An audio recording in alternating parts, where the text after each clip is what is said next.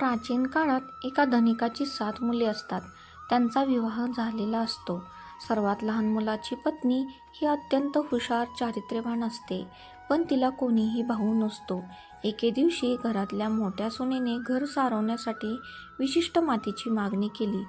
ते घेण्यासाठी सर्व सुना एकत्र फावडा खुरपं घेऊन निघाल्या. माती खोदण्यासाठी जंगलात गेल्या. तेवढ्यात तिकडून एक नाग जाताना दिसला. मोठ्या सुनेने त्याला मारण्यासाठी खुरपे उचलले. तेवढ्यात लहान सुनेने तिला अडवले. त्या मूकप्राण्याला मारू नका, तो निष्पाप आहे असं तिला सांगितलं. हे ऐकून मोठी सून तिथून बाजूला झाली आणि तो नाग दुसरीकडे जाऊन बसला. तेव्हा लहान सुनेने नागाला सांगितले की तुम्ही इथेच थांबा, मी थोड्याच वेळात परत येते, इथून कुठेही जाऊ नका. असे म्हणून त्या सर्व माती घेऊन घरी गेल्या. कामात अडकल्याने लहान सून पूर्णपणे विसरली की तिने नागाला थांबायला सांगितले आहे. तिला ही गोष्ट दुसऱ्या दिवशी आठवली आणि ती तात्काळ त्या नागाच्या स्थानावर पोहोचली.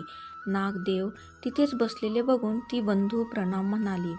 नागदेव म्हणाले, तू मला बंधू म्हटले आहे म्हणून सोडून देतो, अन्यथा खोटं बोलल्यामुळे मी तुला डसला असतो. तेव्हा तिने नागाची क्षमा मागितली.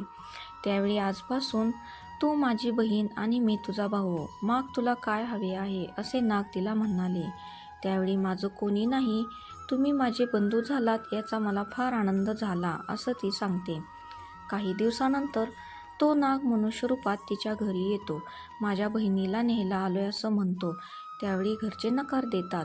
तिला कोणीही भाऊ नाही असं सांगतात, पण तो दूरच्या नात्यातला भाऊ असल्याचा विश्वास घरच्यांना देतो. त्यानंतर तिला घेऊन जातो.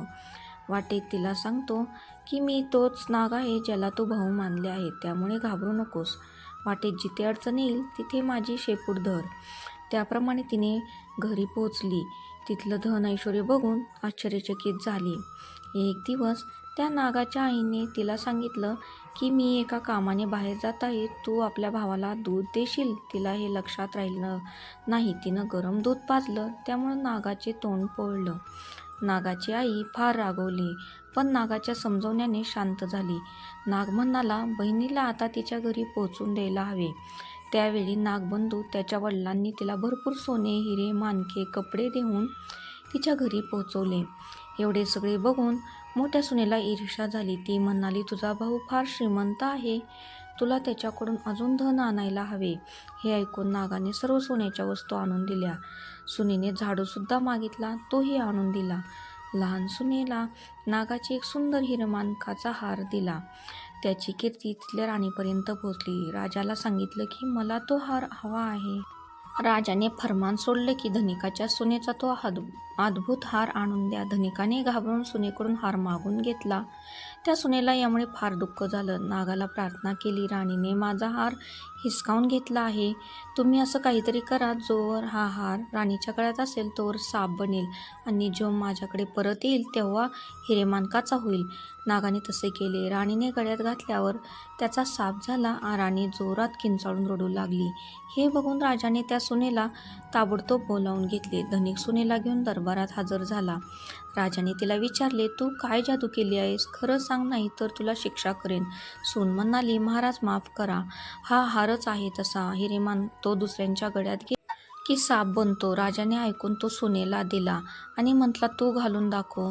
तिने घालताच तो हिरेमाणकाचा झाला. हे बघून राजाला तिच्या बोलण्यावर विश्वास बसला. खुश होऊन मुद्रा पण दिल्या.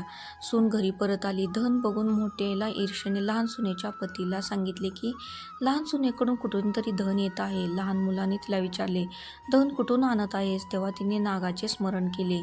त्यावेळी नाग प्रकट झाले आणि सांगितले की माझ्या या मानलेल्या बहिणीवर जर कोणी संशय घेतला तर मी त्याला खाऊन टाकेन. हे ऐकून लहान सुनेचा पती खुश झाला. नागदेवतेचा यथायोग्य सत्कार केला.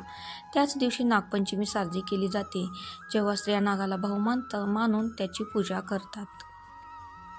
जशी नागिन त्यांना प्रसन्न झाली तशी तुम्हा आम्हा हो. ही 60 उत्तराची कहाणी. 5 उत्तरी सुफळ संपूर्ण.